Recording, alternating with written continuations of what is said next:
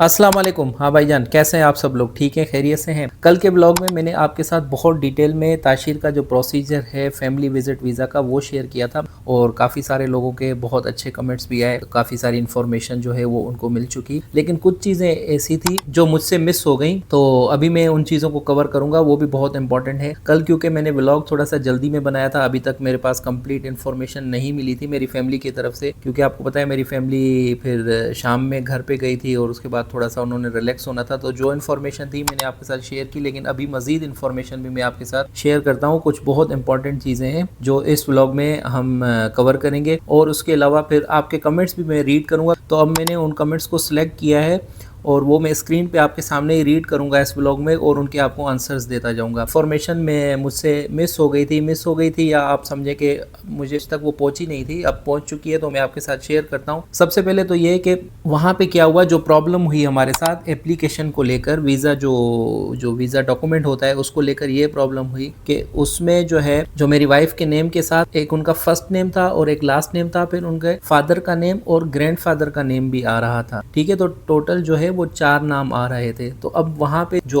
अमला था ताशीर का, वो यही कह रहा था कि आपने ये 4 नाम क्यों लिखे हुए हैं, यहाँ पे सिर्फ इनका फर्स्ट नेम आना चाहिए और लास्ट नेम आना चाहिए। इसी तरह मेरे बच्चों के नाम के साथ भी यही था, उनके फर्स्ट नेम थे और लास्ट नेम थे, फिर उनके दादा का नाम भी था, फादर का नाम और दादा का नाम भी मेंशन था, तो वो भी कह रहे थे कि यहाँ पे इनका दादा का नाम मेंशन नहीं होना चाहिए। फिर क्या हुआ कि मैंने वहाँ पे जो वहाँ का अमला था वो कह रहा था कि रूल चेंज हो चुका है, अब इस तरह का रूल नहीं है। लेकिन मैंने फिर उन्होंने, मेरी वाइफ ने मुझसे बात करवाई फ़ोन पे। मैंने उनको बताया कि हमने लास्ट ईयर भी जब एप्लीकेशन सबमिट की थी तो हमने दोनों नाम मेंशन किए थे, यानी कि फादर का नाम भी और ग्रैंडफादर का नाम भी। तो उन्होंने कहा ये अब रूल चेंज हो चुका है। फिर मैंने क्या किया, उसी टाइम फ़ौरन मैंने दोबारा से मोफा की वेबसाइट पे मैंने साइन इन किया और उनको एप्लीकेशन फॉर्म जो होता है उसकी पिक्चर निकाल के मैंने उनको भेजी। ठीक है, अब आप जब भी एप्लीकेशन फॉर्म फिल कर रहे होते हैं तो उसमें 4 नाम मेंशन हो रहे होते हैं, एक first name, first Arabic name, फिर एक होता है लास्ट नेम और 2 और नाम होते हैं, फादर नेम और ग्रैंडफादर का नेम। तो फिर मैंने उनको ये समझाया, फिर उन्होंने कहा चलें ठीक है हम प्रोसेस कर देते हैं, लेकिन अगर इन केस अगर आपको तो अगर रोका गया तो हमारी कोई जिम्मेदारी नहीं होगी, कहाँ पे एयरपोर्ट पे अगर कोई प्रॉब्लम हुई तो हमारी कोई जिम्मेदारी नहीं होगी। बहरहाल ये फेज़ वहाँ से निकल गया। हमने उनको कहा कि नहीं आप इसको प्रोसेस कर दें, जो भी हुआ हम आगे से देख लेंगे। फिर जब मेरी वाइफ वहाँ पे वेटिंग एरिया में थी, जिस तरह कल मैंने आपको बताया, तो वहाँ पे एक और भी सिस्टर थी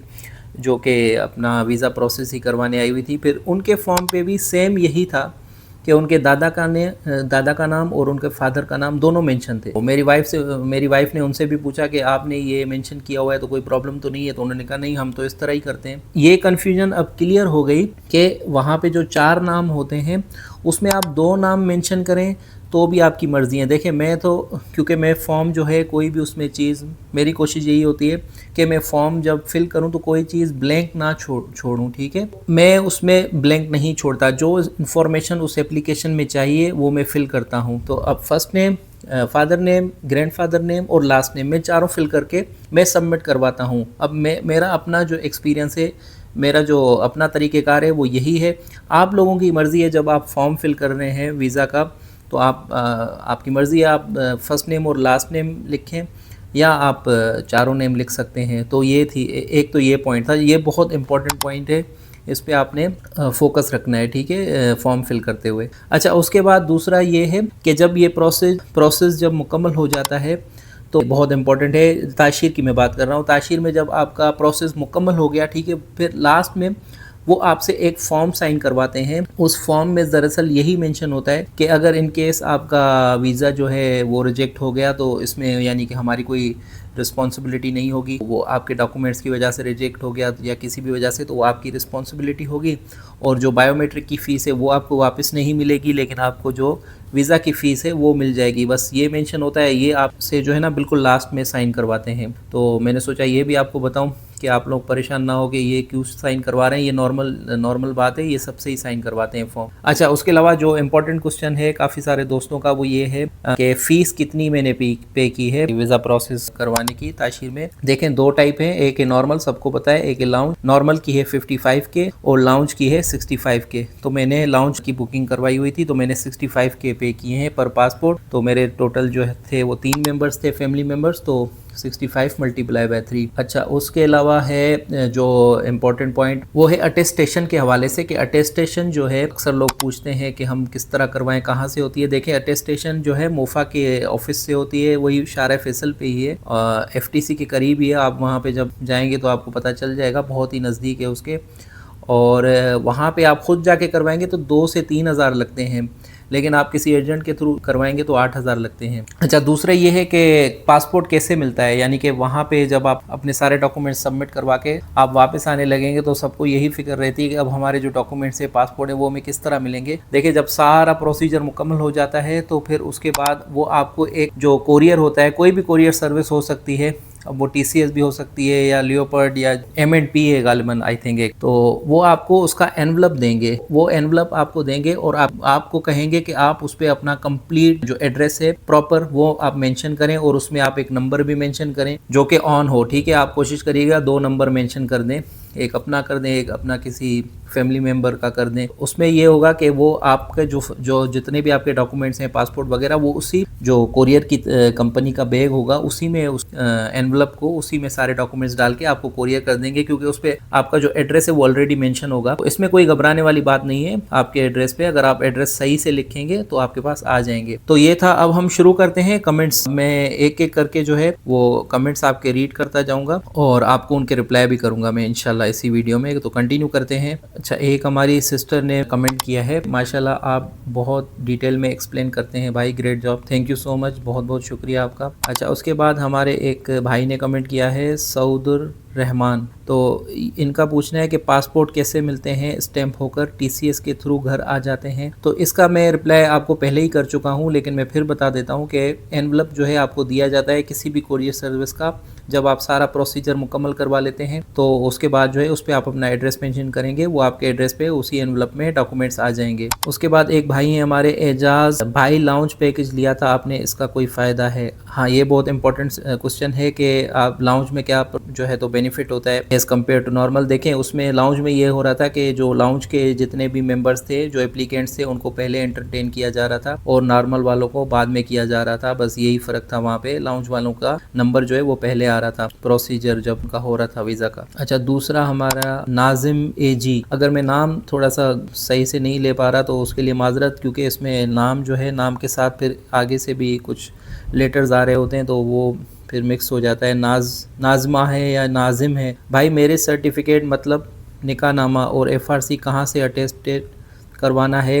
रिप्लाई लाजमी प्लीज़। मेरे सर्टिफिकेट कंप्यूटराइज जो है नादरा से, वो आप बनवा लें, और उसको जो है आपने इसको अटेस्टेड आपने होता है वो आप अटेस्टेड करवाएंगे मोफा से, वो FTC के पास ही है उनका ऑफिस भी। मैं देखता हूँ, एड्रेस भी शेयर कर दूंगा मैं। उसके बाद जो है एक, अच्छा, इनका नाम है तुलसी राम, आई थिंक इसी तरह कुछ नाम है, और इनका सवाल है क्या हस्बैंड का जो नेम है वो पासपोर्ट में अगर मेंशन है तो फिर भी मेरे सर्टिफिकेट चाहिए होता है? देखिए, मेरे सर्टिफिकेट तो लाजमी चाहिए होता है अटेस्टेड मोफा से, और ये मैं बात कर रहा हूँ पाकिस्तान से। अब आई डोंट नो आप इंडिया से कमेंट कर रहे हैं या आप पाकिस्तान से ही हैं, लेकिन मैं आपको पाकिस्तान का बता रहा हूँ कि मेरे सर्टिफिकेट लाजमी चाहिए होता है, चाहे पासपोर्ट में नाम मेंशन हो या ना हो, मेरे सर्टिफिकेट रिक्वायर्ड है और अटेस्टेड होना चाहिए मिनिस्ट्री ऑफ फॉरेन अफेयर से। उसके बाद एक भाई है जीशान ज़फ़र, बताएं आई थिंक लिखना चाह रहे हैं, बताएं अगर स्पॉन्सर का इकामा 3 मंथ्स और 1 मंथ से कम हो तो क्या वीज़ा अप्रूव हो जाता है? जी बिल्कुल हो जाता है।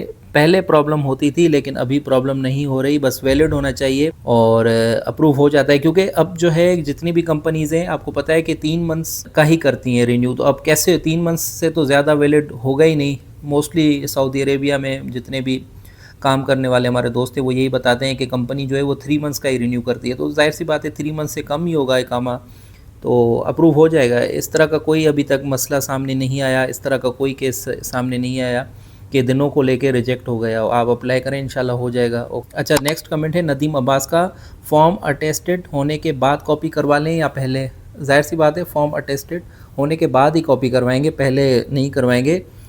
फिर जितने भी आपकी एप्लीकेशंस हैं उनके साथ एक एक कॉपी लगा लें, अटेस्टेड होने के बाद आप कॉपी करवाएंगे। अच्छा, दूसरा कमेंट है सैयद अरशद अली, अस्सलाम वालेकुम। वालेकुम सलाम। सिंगल एंट्री लगा है या फिर multiple, please let me know. भाई, अभी तो वीज़ा जमा हुआ है, जैसे ही मेरे पास वीज़ा आता है तो मैं शेयर करता हूँ आपके साथ इंशाल्लाह कि सिंगल हुआ या मल्टीपल। उसके बाद फिर ज़मान अदनान का कमेंट है, मेरे भी 2 बच्चे हैं, अगर बच्चों का बायोमेट्रिक नहीं हो रहा तो उनको ताशीर ऑफ़िस कराची लेकर जाएं या नहीं, प्लीज़ कंफर्म। ताशीर ऑफ़िस लेकर जाएं तो बेहतर है, वहाँ पे उनका बायोमेट्रिक नहीं होता, लेकिन उनको आप लेकर जाएं तो बेहतर है। हो सकता है वेरिफिकेशन के लिए वो आपसे पूछ लें कि आपके बच्चे कहाँ हैं, क्योंकि उनकी पिक्चर्स तो आपके साथ होंगी पासपोर्ट साइज़, लेकिन वो आपसे कहेंगे भी कि आपके बच्चे हैं कहाँ पे। पूछ सकते हैं, यानी कि एहतियातन आप ले जाएं, कोई मसला नहीं। आप अगर आपकी फैमिली जा रही है तो बच्चों को भी साथ ले जाएं। अच्छा, दूसरा है हमारे पास कमेंट है, कमेंट बहुत बड़ा है ये। फरमान दरवेश नाम है आई थिंक इनका, फरमान दरवेश। अस्सलाम वालेकुम मेरे प्यारे भाई, अब से एक बात पूछना तो मेरे प्यारे भाई, ये मल्टीपल का कुछ मालूम आपके पास नहीं है कि इंतज़ार करें जब आपका वीज़ा नहीं फिर लगा, तो आप थोड़ा बताइए कुछ, आपकी फ़ैमिली का कौन सा वीज़ा लगा। ये आई थिंक मुझसे यही पूछना चाह रहे हैं जो मैंने रीड आउट किया है इनके कमेंट को, कि आपकी फ़ैमिली का मल्टीपल लगा या नहीं। देखें भाई, अभी तक जो है वो अभी तक तो मल्टीपल वीज़ा जो है वो बंद है स्टिल, और ये मैं कंफर्म बता रहा हूँ। वहाँ पे जितना भी अमला था उसने कहा कि अभी तक मल्टीपल नहीं लगा। अच्छा, मैंने कुछ टाइम पहले मैंने शेयर किया था कि मल्टीपल जो है वो स्टार्ट हो गए हैं। एक दो जो है लोगों ने पिक्चर्स शेयर की थी और काफ़ी सारे लोगों ने कंफर्म भी किया था कि लग रहा है, तो मेरा ख्याल है कि ये लोगों ने खामखा ये पिक्चर को एडिट करके उसको अपडेट कर दिया ग्रुप में। अब मुझे समझ में नहीं आता कि हम लोगों के पास इतना टाइम कैसे आ जाता है कि हम लोग बैठ के पिक्चर एडिट करते हैं फिर उसको अपलोड कर देते हैं कि हमारा मल्टीपल, यानी कि लोगों को खामखा तंग करना। मुझे समझ में नहीं आता कि हमारे लोग क्यों इस तरह फेक इन्फॉर्मेशन जो है लोगों तक पहुँचाते हैं। बहुत बुरी बात है ये। अब वो सारी पिक्चर्स जो है लीक हो गई। अब जिन लोगों के सिंगल इशू हो रहे हैं उनको यही परेशानी है कि बाकी लोगों को मल्टीपल मिला है तो हमें क्यों सिंगल मिल रहा है। तो मेरा जितना ख्याल है कि वो फेक पिक्चर्स थी, क्योंकि कल मैं कंफर्म मैंने किया वहाँ से ताशीर ऑफिस से कि क्या कुछ लोगों को मल्टीपल इशू हुआ है, यानी कि कुछ टाइम पहले जो 2-4 दिन गुजरे हैं, यानी कि उसमें क्या मल्टीपल इशू हुआ है। तो उन्होंने कहा नहीं भाई, मल्टीपल जो है ऑन ही नहीं हुआ, तो इशू कैसे हो गया। तो उन लोगों को मुझे बहुत ही अफसोस होता है जो ये इस तरह की फ़ेक पिक्चर्स जो है वो शेयर कर देते हैं डिफरेंट ग्रुप्स में।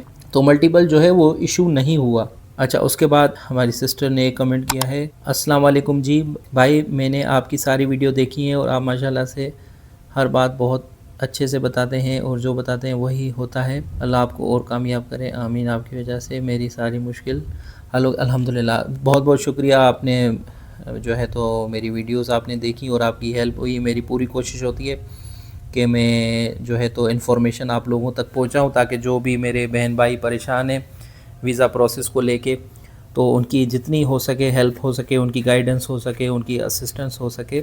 इंशाल्लाह मैं कोशिश करूँगा कि मज़ीद भी आप तक वीज़ा के हवाले से अपडेट्स लेकर आऊँ। बहुत बहुत शुक्रिया दोबारा से आपके इतने अच्छे कमेंट्स का, मैं बहुत शुक्रगुज़ार हूँ आपका। Thank you so much. अच्छा, फिर हमारे एक भाई ने कमेंट किया, राशिद अली सर्टिफ़िकेट किस चीज़ का लिया है आपका? उन्होंने मैरिज सर्टिफ़िकेट या कोई और? भाई मैंने बताया भी था वीडियो में कि एक मैरिज सर्टिफ़िकेट और दूसरा आपका एफआरसी, ये दोनों चीज़ें ली हैं, उसके अलावा कोई डॉक्यूमेंट नहीं। बाकी तो जो डॉक्यूमेंट हैं वो है सर्टिफ़िकेट्स की आप बात कर रहे हैं, तो ये 2 सर्टिफ़िकेट्स हैं, एक है मैरिज सर्टिफ़िकेट, दूसरा है एफआरसी, फैमिली रजिस्ट्रेशन सर्टिफिकेट। तो ये दोनों लिए और दोनों अटेस्टेड। तो मैं इंशाल्लाह आने वाली वीडियोस में जो है मज़ीद कमेंट्स कवर करूँगा, क्योंकि वीडियो फिर बहुत लंबी हो जाएगी, आप लोग देखेंगे नहीं, आप लोग यही कहेंगे कि बहुत लंबी वीडियो आपने बना दी। तो मैं मज़ीद कमेंट्स जो है कवर करूँगा, जिन लोगों के कमेंट्स रह गए हैं मैं उनके भी कमेंट्स कवर करूँगा। तो इंशाल्लाह मैं मिलता हूँ आपसे एक नेक्स्ट इन्फॉर्मेटिव व्लॉग में। अब जो भी अपडेट होगी उसमें आपको वो आपके साथ शेयर करूँगा। और अपना ख्याल रखिएगा, मुझे दुआ में याद रखिएगा। अल्लाह हाफ़िज़।